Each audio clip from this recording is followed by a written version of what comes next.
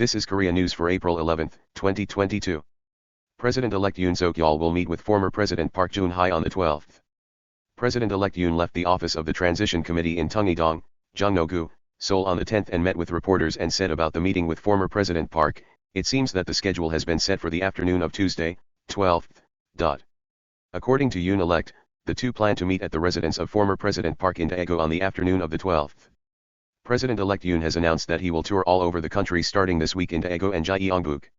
It is also observed that President-elect Yoon would personally request that former President Park attend the inauguration ceremony scheduled to be held at the National Assembly on May 10 in the presence of former President Park.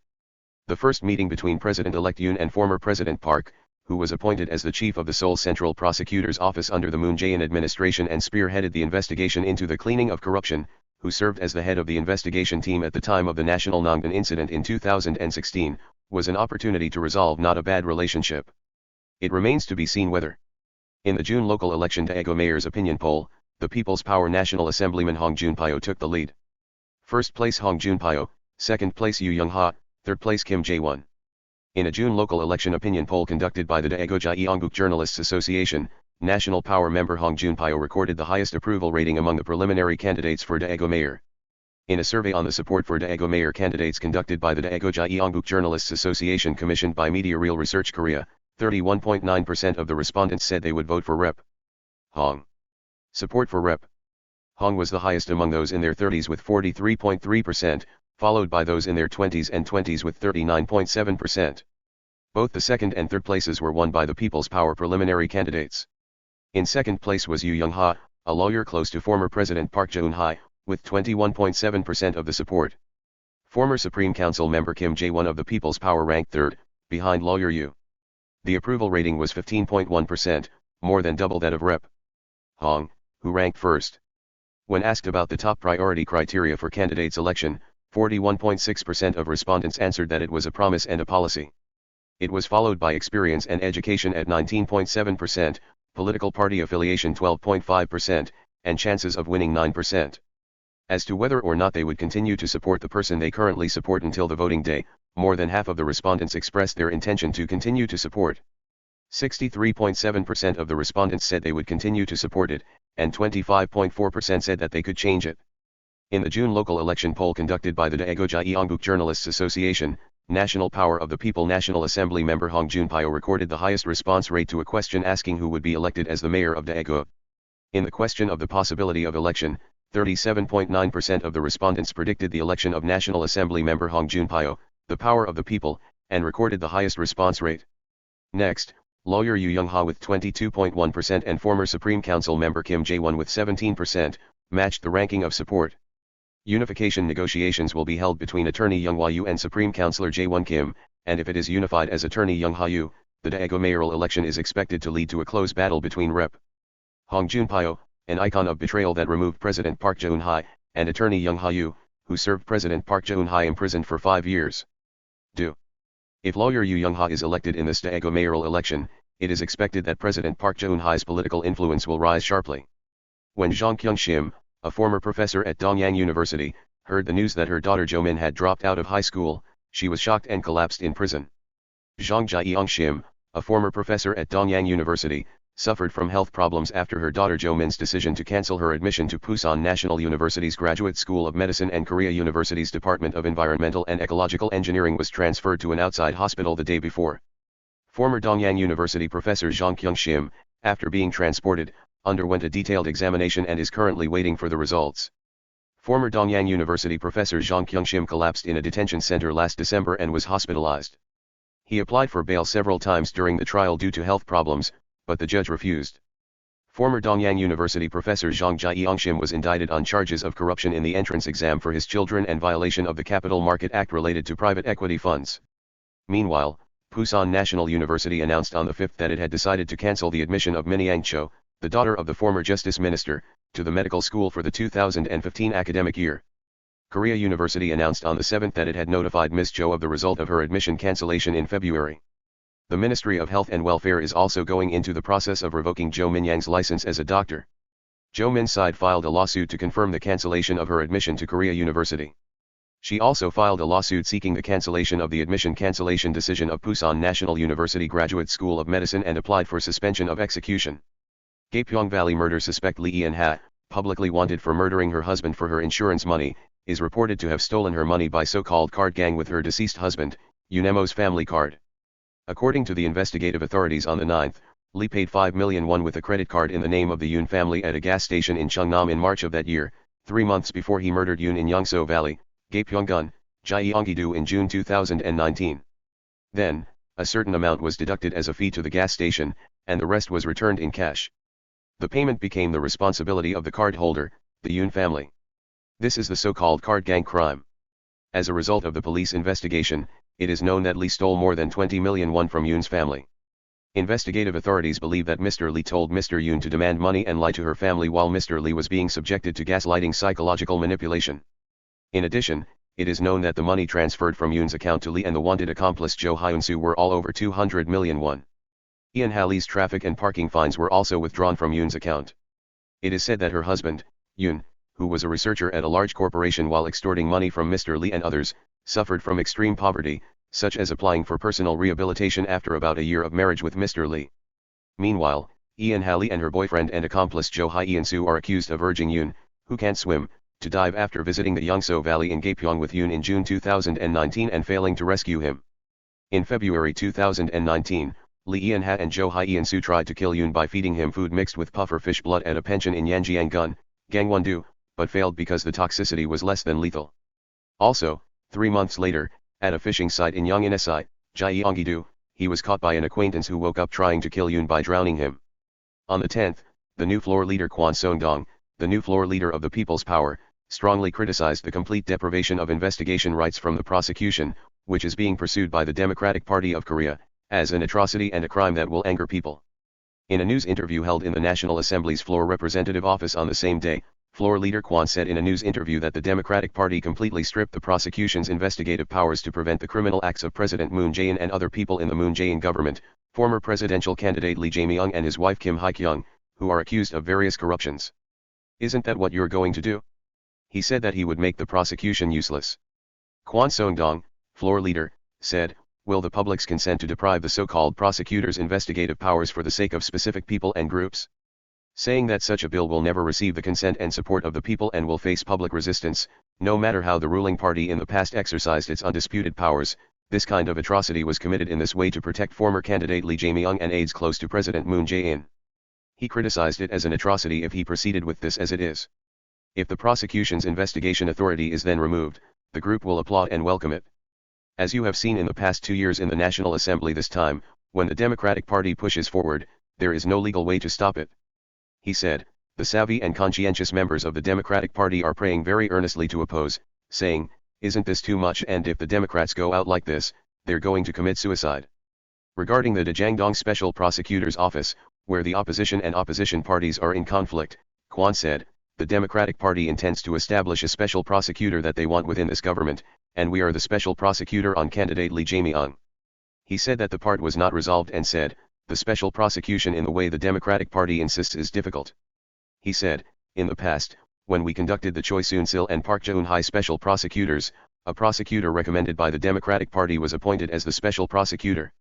In the past, when we were conducting a special investigation on our faults, the opposition party, the Democratic Party, said that the special prosecutor was appointed, and he said, this time, we are conducting a special investigation on the faults of the Democratic Party. NATO, the NATO organization, held a foreign ministers' meeting in Brussels, Belgium, on the 7th local time and decided to adopt China's influence on NATO security as an official agenda at the NATO summit to be held in Madrid, Spain in June. On the 31st of last month, in the 2021 NATO annual report, it has been a week since China's ambitious and offensive actions systematically challenged the rule-based world order and security that the West had built since the Cold War. This is the first time that NATO, which is responsible for Europe's security, has put the China issue on the official agenda. German daily Design and weekly magazine Der Spiegel and others reported, there were long-standing conflicts between China and the European Union, such as the Xinjiang/Uyghur human rights issue, Taiwan issue, and trade retaliation against Lithuania. It was analyzed that the dimension of conflict is changing with embracing. By supporting Russia while clearly aware of the security threat that Russia poses to Europe, it is acting in a de facto hostile to Europe. Europe and China have been exchanging harsh remarks recently. NATO Secretary General Jens Stoltenberg said on the 23rd of last month that China was providing political support to Russia through outright lies and the spread of disinformation. European Commission President Ursula von der Leyen said at the 23rd China-EU summit meeting with Xi Jinping via video on the 1st, "If you don't support Russia's sanctions, at least don't interfere," he said. No matter what the EU said, Xi Jinping didn't react to anything, EU Foreign Affairs Chairman Josep Borrell said. He said that China and the EU have different values. China's foreign ministry said, the EU is making inappropriate remarks about this. China's foreign ministry said on the 30th of last month that China is on the right side of history, and the accusation against China will collapse on its own. China's foreign minister Wang Yi said, "We have criticized the West's sanctions against Russia as being unilateral and illegal." Politico, an American political media outlet, said, China's dominance over Russia has instilled fear in Europe-China relations. European countries now see China as a challenger to the post-Cold War order and security structure. There is a growing possibility that the conflict between the two sides will spread to the economic field. Politico, citing a high-ranking EU official, said, if China's support for Russia is confirmed, the EU could impose trade sanctions on China. It could be an economic war with China. There is also a growing sense of crisis that economic dependence on China could become an Achilles heel for Europe. Just as Russia attacked Europe with natural gas and other weapons, China can also dig into Europe's weaknesses. As of 2020, China is the EU's largest trading partner, accounting for about 20% of total imports and more than 15% of total exports. The eco-friendly energy infrastructure that Europe invests heavily in is also heavily dependent on China. According to Bern Reuters research in Germany, the proportion of Chinese products in the solar power equipment parts market amounts to 64 to 97% depending on the parts. Current energy is mortgaged to Russia and future energy is mortgaged to China. Czech Foreign Minister Jan Lipovský said, if the Ukraine war in Europe is a hurricane, China is a climate change problem and evaluated China as a longer-term and fatal problem. The Chinese variable can also lead to political upheaval in European countries. After Russia overcomes the economic sanctions crisis in the West with China's support on its back, it could launch a full-fledged retaliation against Europe. In this case, energy prices in Europe could soar and the powers in power in each country could be shaken. The French daily Le Figaro said, President Macron's support has been hit hard as fuel prices soared 20 to 30% from last year did. This leads to a change of government in each of Europe, raising concerns that the anti-Putin front may be broken. Analysts have been raised that the aftermath of the U.S. interest rate hike will have a significant adverse effect on the Korean economy. It is pointed out that it is urgent to prepare countermeasures such as preemptive easing of corporate loans in preparation for a 0.5 percentage point increase in the U.S. big step next month. According to a report titled The Impact of U.S. Interest Rate Rise on Korean Exports published by the International Trade Research Institute of the Korea International Trade Association on the 11th, a full-fledged U.S. interest rate hike slows the economy and import demand in emerging countries, and negatively affects Korea's exports to emerging countries. Analyzed to be crazy. According to the report, the proportion of exports to emerging countries, which reached a maximum of 48.1% in 2013, decreased to 44.5% in 2017 after the U.S. interest rate hike in 2015. It is analyzed that this is because, as the U.S. interest rate hike led to capital outflows and economic slowdown from emerging countries, the demand for imports from emerging countries decreased relatively. The liquidity of exporting companies is rapidly deteriorating ahead of a full-fledged U.S. interest rate hike this year. In the past, the interest rate on loans to small and medium-sized enterprises in Korea increased only 0.5 percentage points for 30 months from July 2016 to October 2018, during the U.S. interest rate hike period, but recently increased by 0.8 percentage points during the 10 months from May 2021 to February this year.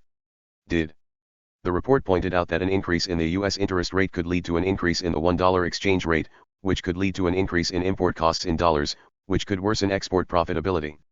This is because, as the $1 exchange rate broke through 1,201 this year, the burden of raw material imports in won is increasing. Since imports of primary products and intermediate goods account for 73% of total imports, the recent surge in international raw material prices has been pointed out as a factor that doubles the burden of importing raw materials along with the rise in the exchange rate. However, it was analyzed that although the yen weakened due to the U.S. interest rate hike, the impact on Korea's exports would be limited. This is because Japan's export volume growth rate between 2012 and 2016, the period when the Japanese government induced the yen to weaken, was less than 1 percentage point per year.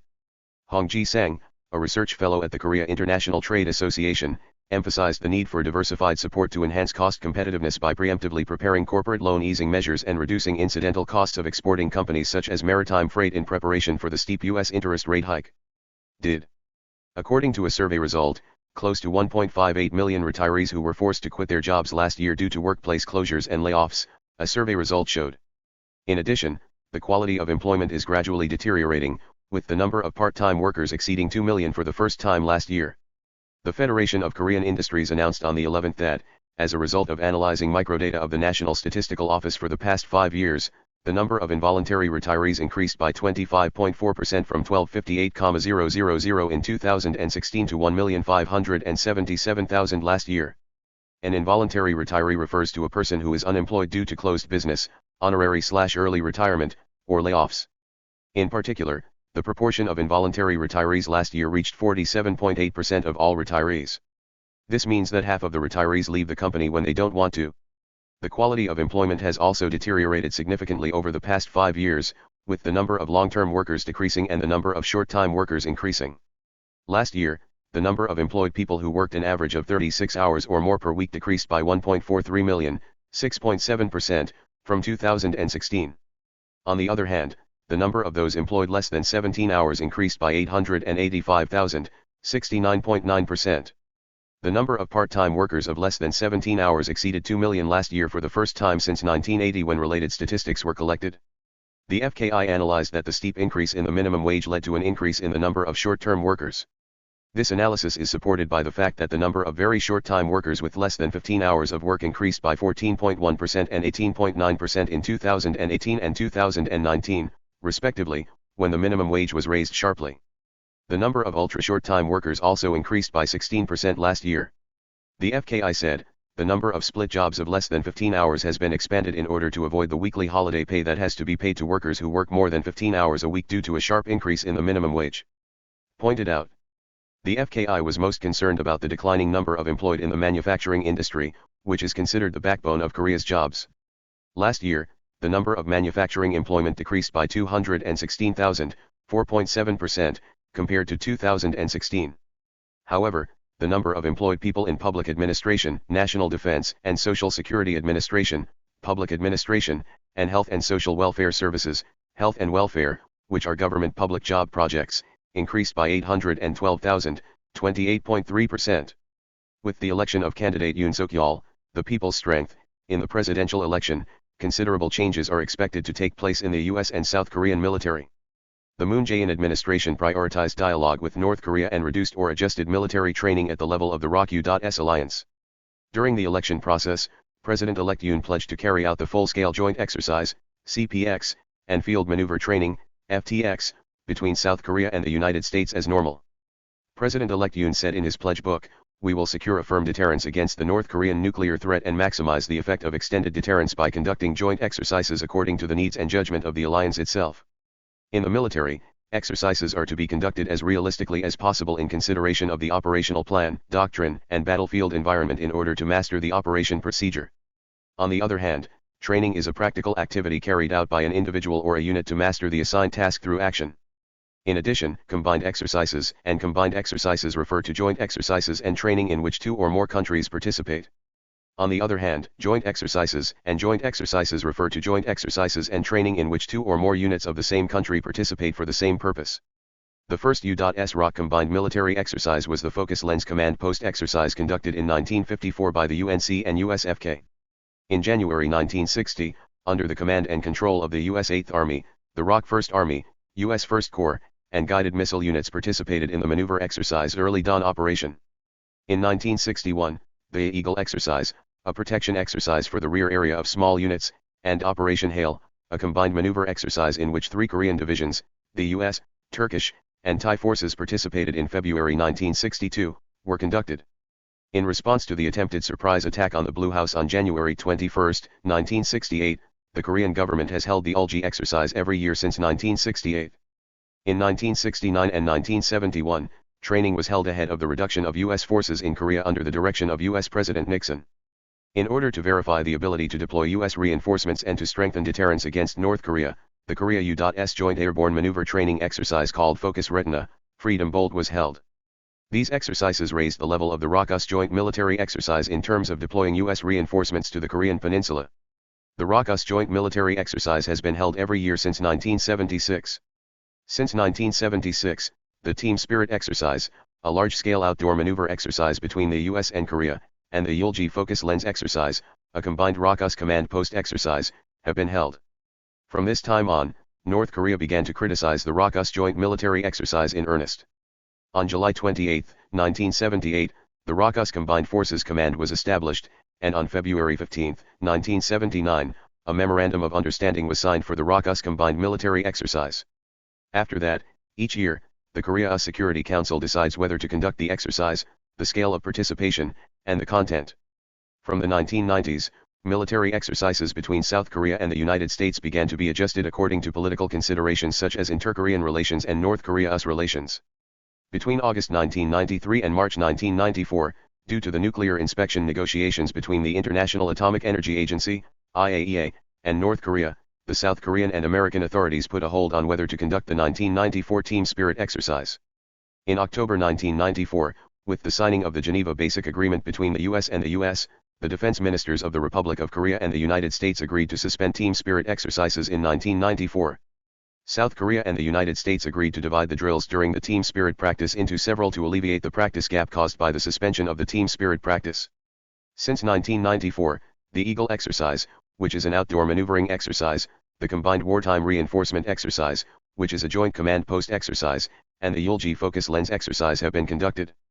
In addition, since 1994, a series of procedures and alerts for receiving, waiting, moving forward, and integrating U.S. reinforcements deployed on the Korean Peninsula during wartime, and the ROK military's wartime support procedures, mobilization procedures, and rear area coordinator mission procedures, etc. A Combined Wartime Reinforcement, RSOI, exercise was held to master the since 1995, field maneuver training has been included in the Eagle practice. From 2002, Combined Wartime Reinforcement exercises and Eagle exercises were implemented in the first half of the year.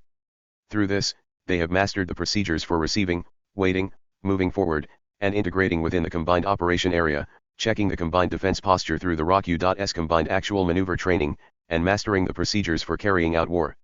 In the second half of the year, through the Yulji Focus Lens exercise, he practiced theater operation command procedures and war execution procedures under the current combined defense system, and mastered the procedures for performing the Chungmu Plan and the rules of war conduct in connection with military exercises. In 2008, as part of preparations for the transition of wartime operational control, the name of the Combined Wartime Reinforcement exercise was changed to Key Resolve, and the name of the Yulji Focus Lens exercise was changed to Yulji Freedom Guardian UFG. Until 2018, Key Resolve Practice, Eagle Practice, and Yulji Freedom Guardian Practice were conducted. It was former U.S. President Donald Trump who put a halt to this decades-long series of military exercises between South Korea and the United States. At the first U.S. North Korea summit held in Singapore in June 2018, former President Trump made a negative stance by highlighting the cost of joint military exercises between the United States and South Korea. As a result, the Yulji Freedom Guardian practice scheduled for the second half of the same year has been postponed. At the second U.S. North Korea summit held in Hanoi, Vietnam in 2019, former President Trump again mentioned the cost issue and raised the theory of the use of joint practice. This was in line with North Korean leader Kim Jong-un's claim. According to the book Rage by American journalist Bob Woodward, North Korean leader Kim Jong-un, in a lengthy letter to President Trump on August 5, 2019, explicitly expressed his dissatisfaction with the U.S. ROK joint military exercise. North Korea's Kim Jong-un said, "I believe that provocative combined military exercise should be cancelled or postponed prior to working-level negotiations on denuclearization." He said. According to the memoir The Room Where It Happened by John Bolton, former national security advisor to former President Trump, during the first North Korea U.S. summit in 2018, Chairman Kim said, "Many people are anxious because of the combined military exercise between South Korea and the United States." He said. Then President Trump said, "There will be no joint military exercises while the United States and North Korea are negotiating in good faith." According to the agreement between the two people, military exercises between South Korea and the United States have been reduced. From the beginning of 2019, the Key Resolve exercise was renamed Alliance and reduced in size. The Eagle training was divided into small units below the battalion level and conducted throughout the year. Both exercises were effectively replaced by reduced-scale Joint Command Post exercises. The Joint Command Post exercise was not carried out properly. Due to the COVID-19 outbreak, it was not held at all in the first half of 2020. In the second half of 2020 and the first half of 2021, only the command post exercise was conducted without connection with the outdoor maneuver training. In the second half of 2021, the number of U.S. reinforcements participating in the command post training was reduced to 30% of the training in the first half.